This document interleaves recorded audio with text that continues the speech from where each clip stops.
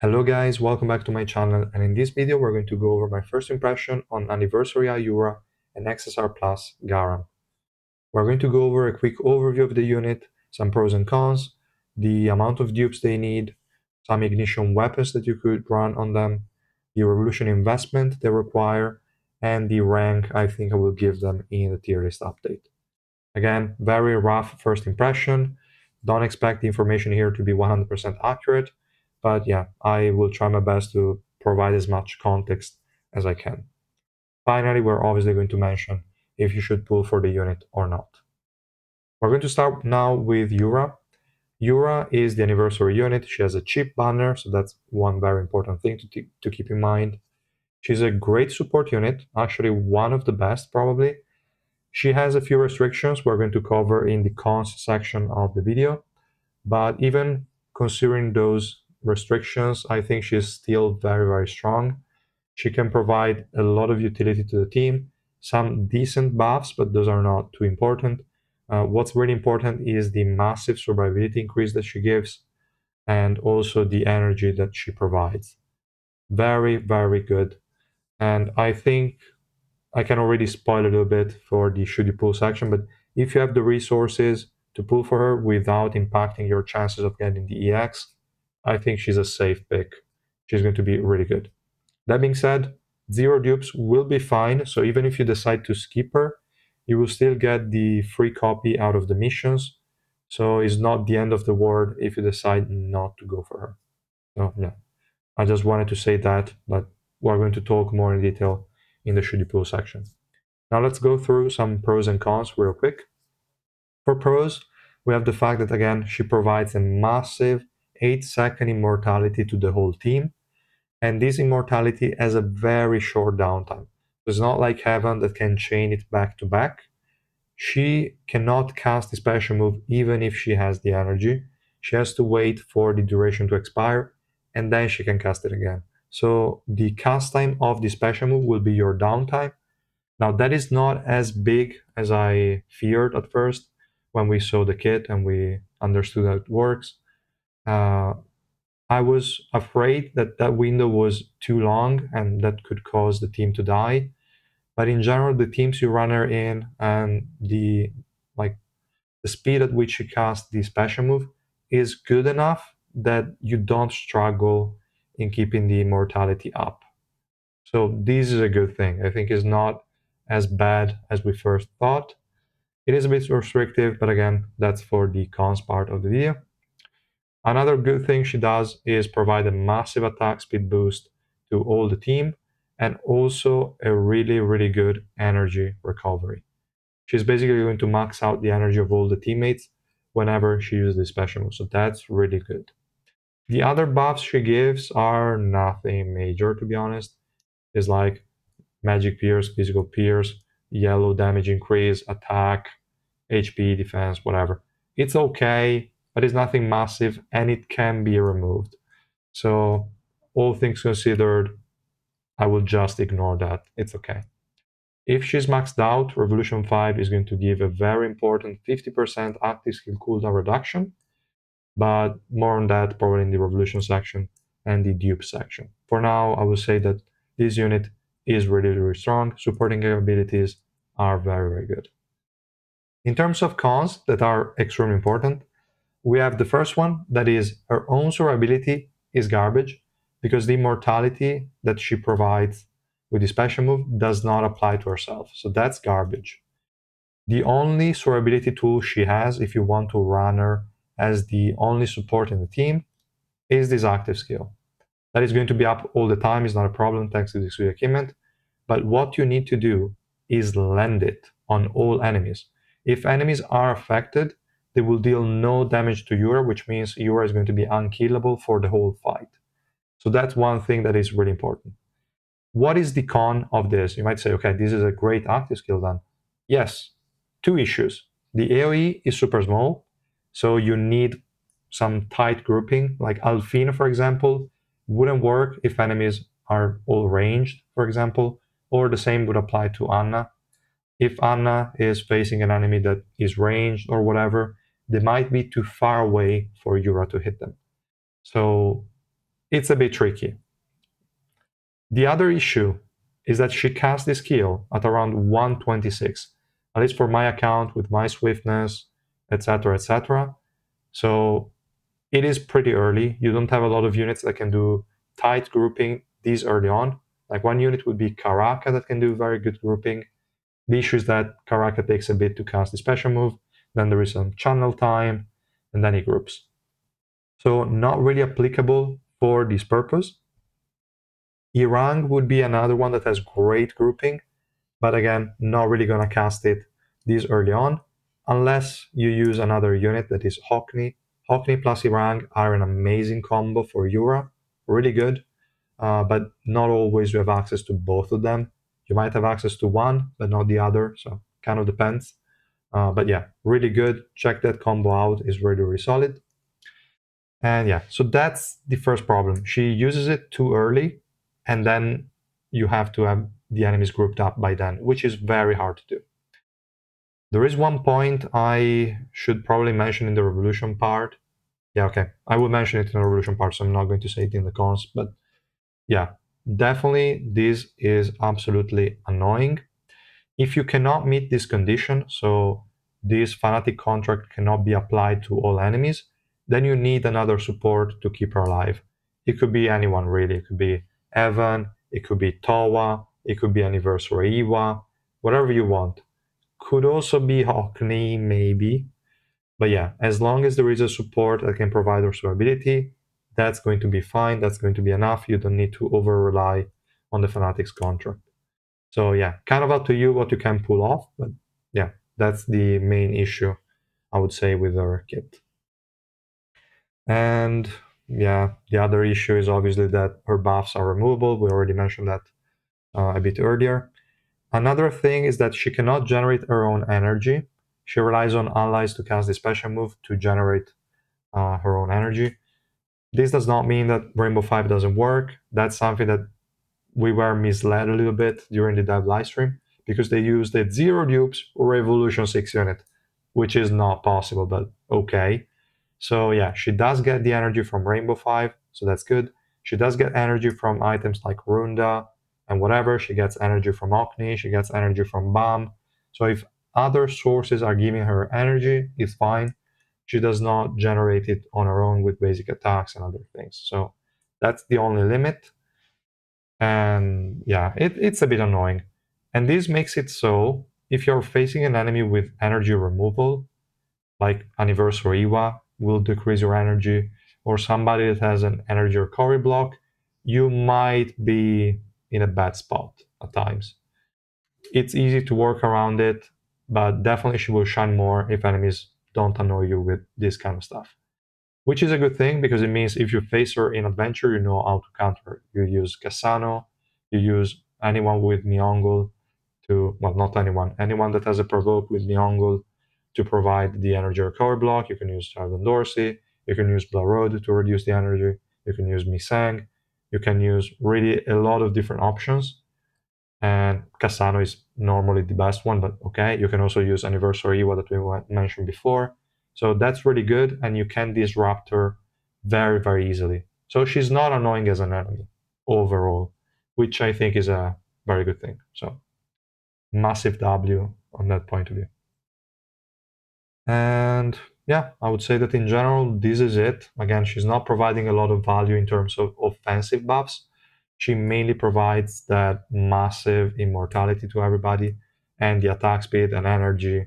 And Revolution 5 is going to provide also active skill cooldown reduction, which for some units is pretty massive. So overall, again, great unit.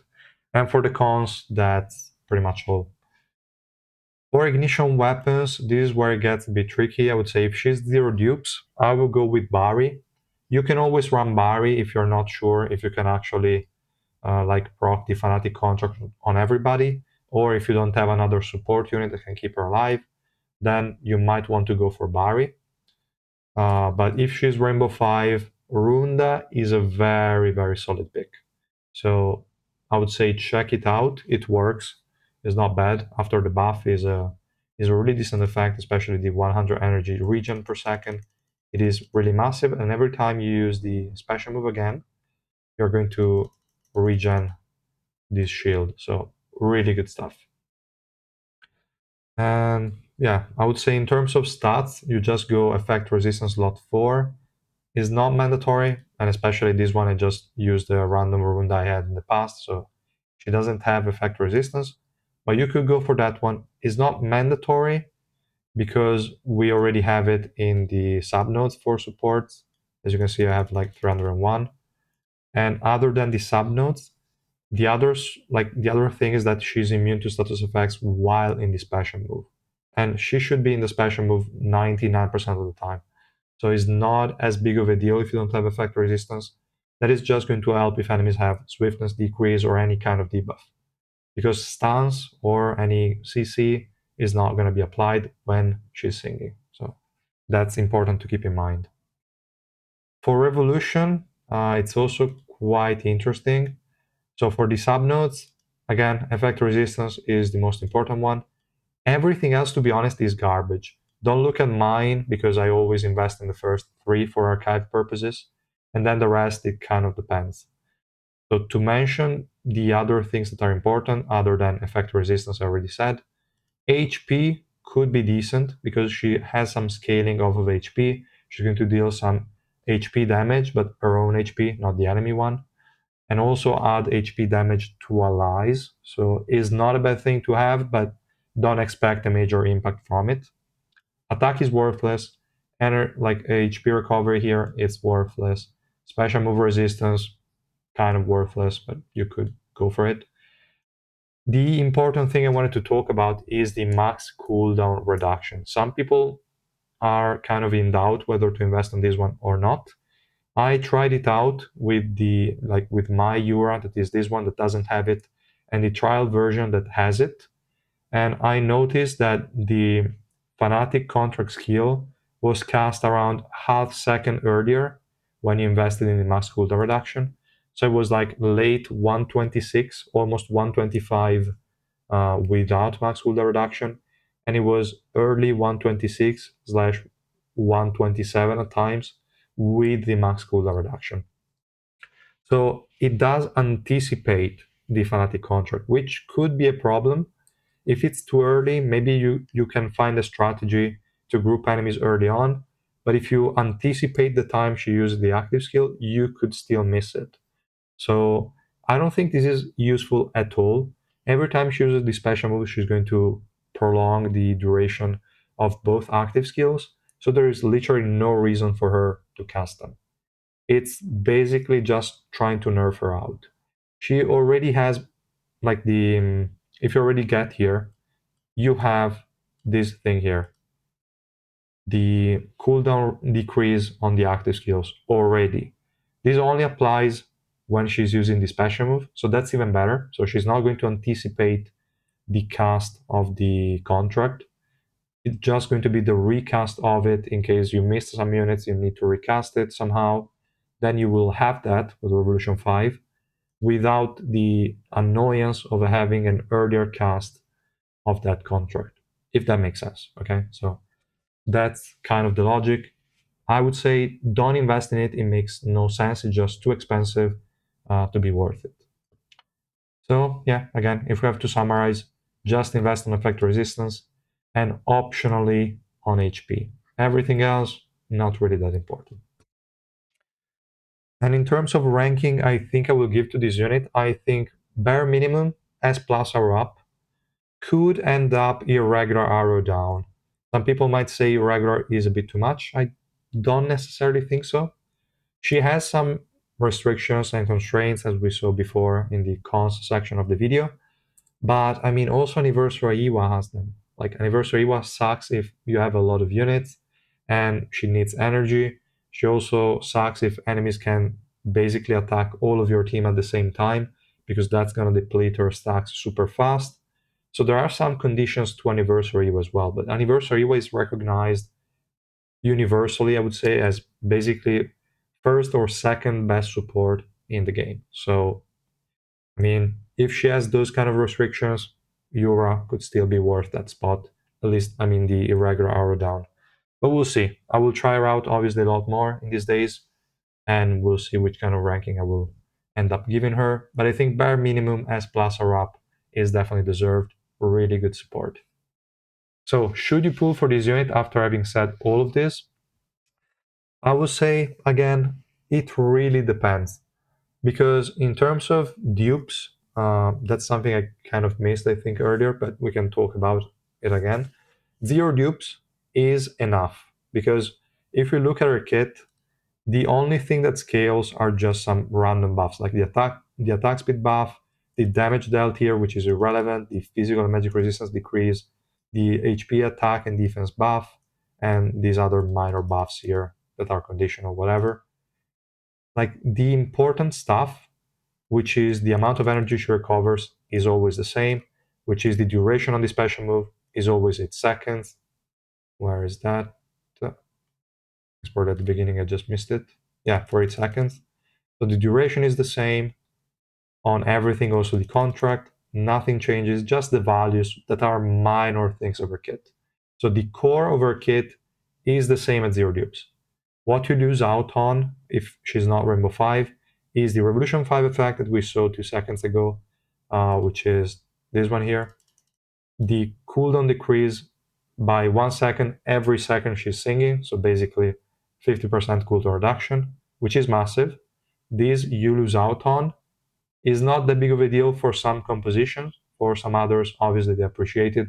So it depends on also which use case you're going to use her for, but it's not the end of the world if you don't have it. Let's put it like that. And the Revolution 4 is absolute garbage, so you don't need it.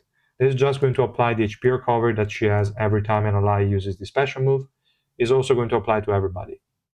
Hardly matters, I will say, but it is what it is, okay?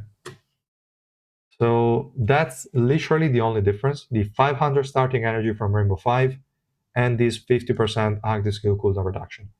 Everything else you can consider it as being the same. So 0 dupes to Rainbow 5 is exactly the same unit. Rainbow 5 will change, but before then is exactly the same.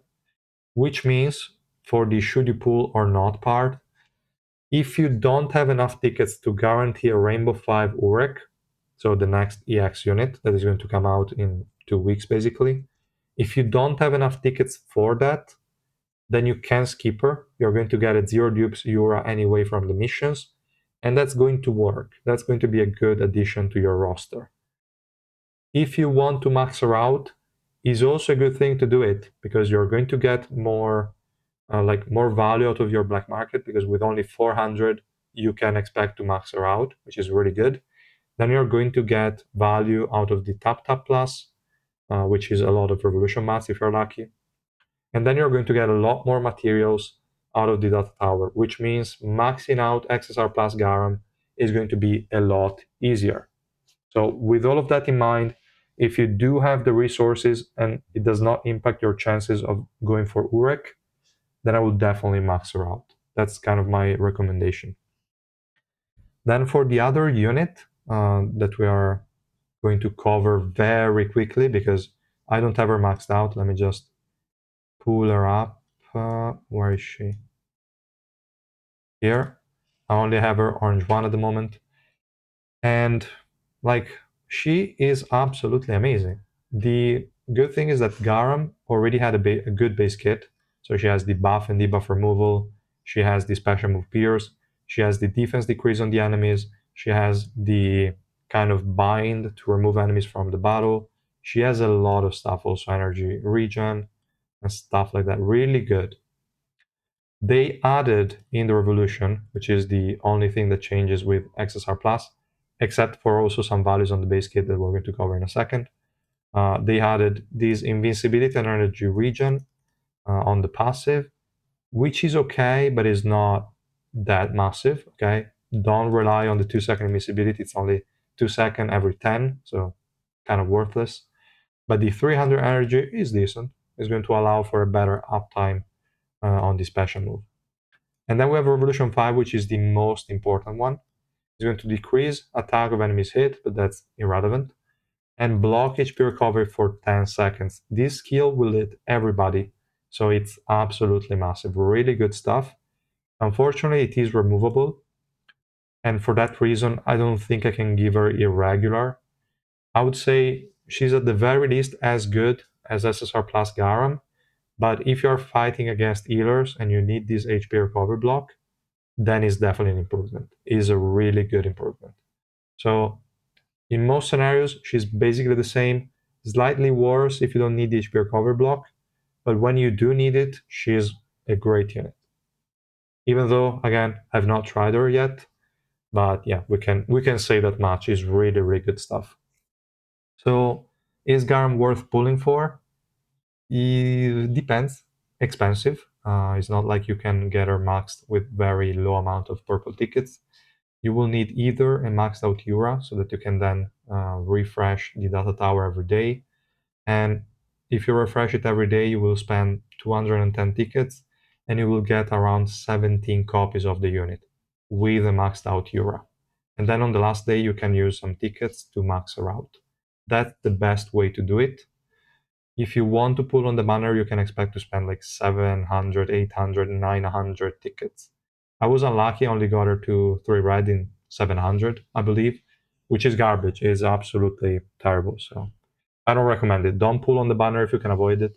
So it's definitely way better to go Yura and Garam. It's basically a 2-for-1 package. Really good stuff. And yeah, that's all, guys, for my first impression. I'm going to cover the ignition weapon changes probably tomorrow or in 2 days because I still have a lot of tests to run. There are a lot of units that can benefit from those.